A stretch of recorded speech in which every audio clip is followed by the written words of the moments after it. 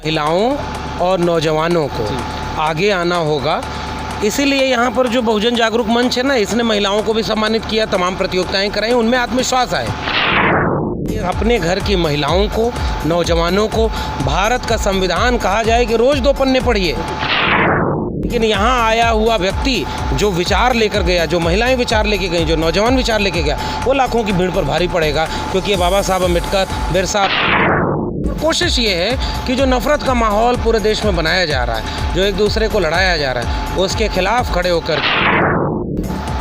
समय समय पर दलितों पे, आदिवासियों पे, पिछड़ों पे, मजलूमों पे यदि अत्याचार ये सरकार और सरकारी तंत्र करता है तो उसका भी हम शांतिपूर्ण रूप से ज्ञापन देके डीएम को, राष्ट्रपति को जागृत करते हैं और अपनी बात समय समय पर रखते रहते हैं।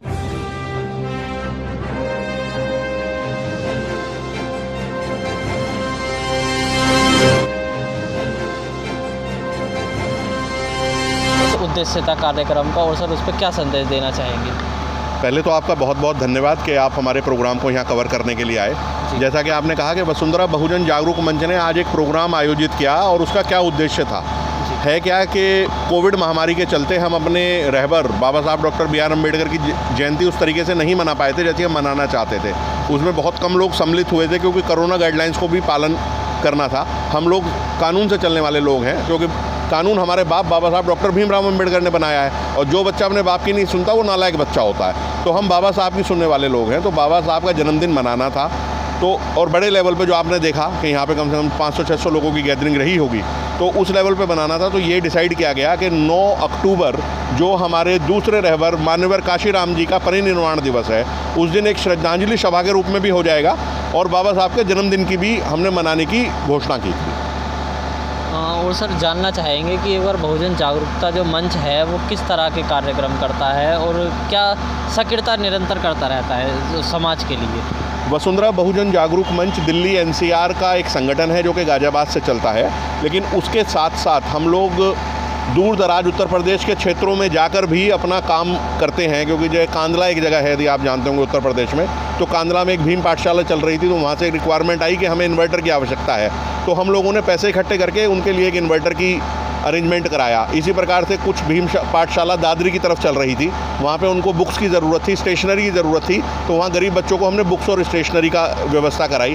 प्लस ये जो बुद्ध वाटिका प्रांगण है, जो हमारे बाबा साहब मेरे पीछे खड़े हुए हैं, और हमारा जो बुद्ध वाटिका प्रांगण है, यहाँ से एक बुद्ध पाठशाला भी चलती है जिसमें आसपास के झुग्गी झोपड़ी के बच्चों को निरंतर ज्ञान दिया जाता है। तो वसुंधरा बहुजन जागरूक मंच जिसकी मेंटेनेंस करता है, तथा समय समय पर दलितों पे, आदिवासियों पे, पिछड़ों पे, मजलूमों पे यदि अत्याचार ये सरकार और सरकारी तंत्र करता है तो उसका भी हम शांतिपूर्ण रूप से ज्ञापन देके डीएम को, राष्ट्रपति को जागृत करते हैं और अपनी बात समय समय पर रखते रहते हैं। जी सर, धन्यवाद। समीक्षा संवाद है, तो आप लोग आए हैं, इसके लिए मैं वसुंधरा बहुजन जागरूक मंच और इस पूरे समाज की तरफ से आपका हार्दिक आभार व्यक्त करता हूँ, और ये चाहता हूँ कि आगे भी जो ना हमारे जो कार्यक्रम हैं उनको आप कवर करें, और मीडिया की जो जिम्मेदारी आप निभा रहे हैं बेहतरीन तरीके से निभा रहे हैं, और आप ये समझिए कि वो कड़ी है जिसके बगैर हमारा समाज तरक्की नहीं कर सकता। इसलिए आप इस पर जो है ना फोकस रखिए, सामाजिक गतिविधियों को आप कंट्रोल करिए और उसको समाज तक पहुँचाइए। मैं निवेदन करूंगा कि वो आए और प्रोफेसर लक्ष्मण यादव जी को पटका पहनाकर जो है और बुके देकर उनको जो है उनका स्वागत करें और सम्मान करें। प्रोफेसर लक्ष्मण यादव।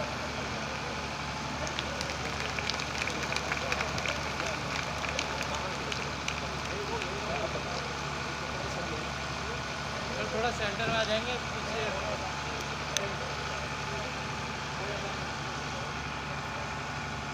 जी सर, आज बहुजन जागरूकता मंच ने कार्यक्रम आयोजित करा, और सर क्या संदेश देना चाहेंगे आप समाज में? देखिए, संदेश तो मंच से वैसे तो हमारे बीच जो मुख्य अतिथि आए हुए थे लक्ष्मण सिंह यादव जी, उन्होंने बहुत बड़ा संदेश दे दिया है। उस संदेश से बड़ा कोई संदेश नहीं हो सकता। हमारा मकसद इस मंच को इकट्ठा करने का है कि हम संगठित रहें, बाबा साहब के उस स्लोगन को याद करें जहाँ वो कहते हैं बार बार कि संगठित रहिए, शिक्षित रहिए, संघर्ष करिए।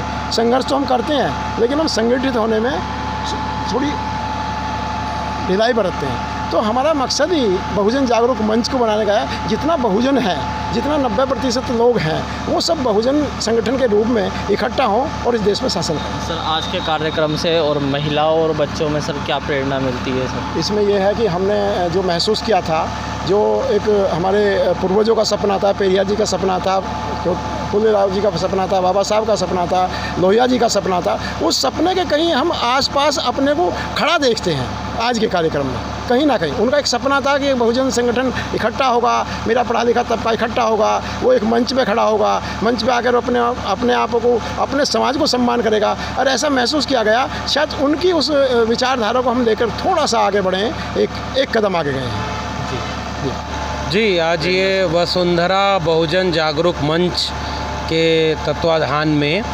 एक वैचारिक, सामाजिक, सांस्कृतिक कार्यक्रम हुआ, जिसमें बाबा साहब डॉक्टर भीमराव अंबेडकर और मान्यवर कांशीराम जी को याद करते हुए एक बहुजन वैचारिकी का संदेश दिया गया कि आज इस देश में संविधान पर बहुजन समाज के दलित, पिछड़े, आदिवासी, पसमानदा महिलाओं पर जो खतरे हैं, जो संकट हैं, उनसे कैसे लड़ा जाए और कैसे एक बेहतर दुनिया बनाई जाए, जैसा बाबा साहब और मान्यवर कांशीराम चाहते थे।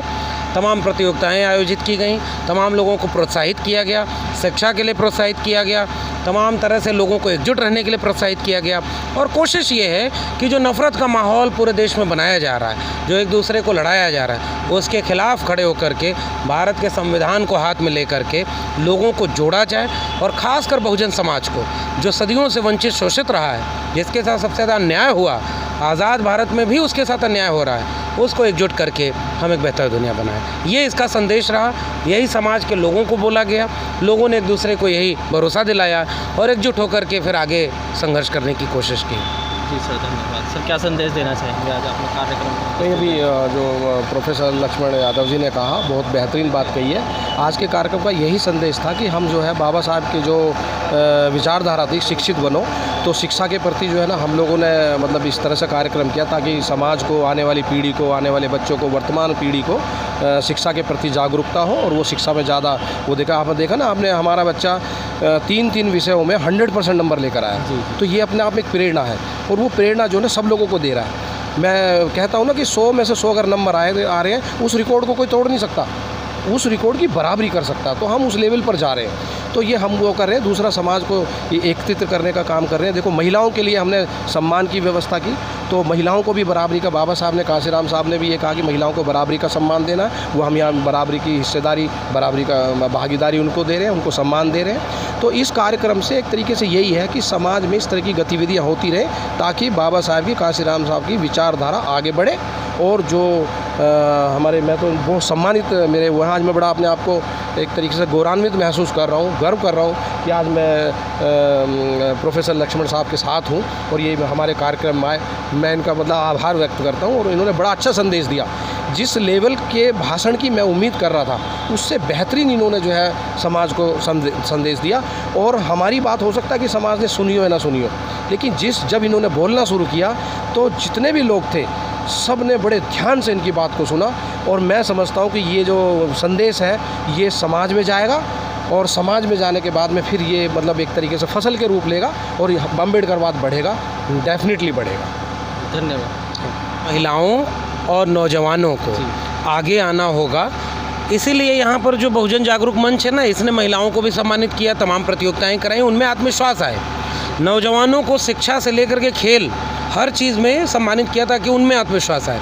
क्योंकि मूलतः जानते हैं, इस देश को, दुनिया को नफ़रत से बचाना है, बराबरी की दुनिया बनानी है, तो महिलाओं की भागीदारी के बिना कोई लड़ाई नहीं लड़ी जा सकती, नौजवानों के बिना कोई लड़ाई जीती नहीं जा सकती। इसलिए आज के इस कार्यक्रम का संदेश ये था कि ये अपने घर की महिलाओं को, नौजवानों को भारत का संविधान कहा जाए कि रोज़ 2 पन्ने पढ़िए, भारत के संविधान को पढ़ें, भारत के संविधान को हाथ में रख कर के उसके आधार पर न्याय और समता की लड़ाई लड़ें, एक बराबरी की दुनिया बनाने की बात कही जाएगी। ये इस कार्यक्रम की सबसे बड़ी ताकत थी और इसीलिए ऐसा कार्यक्रम जिसमें लाखों की भीड़ नहीं है, लेकिन यहाँ आया हुआ व्यक्ति जो विचार लेकर गया, जो महिलाएं विचार लेके गई, जो नौजवान विचार लेके गया, वो लाखों की भीड़ पर भारी पड़ेगा। क्योंकि ये बाबा साहब अम्बेडकर, बिरसा, फूले, पेरियार, डॉक्टर लोहिया, मान्यवर कांशीराम, इनके विचारों भारत के संविधान की लड़ाई थी। जी, धन्यवाद।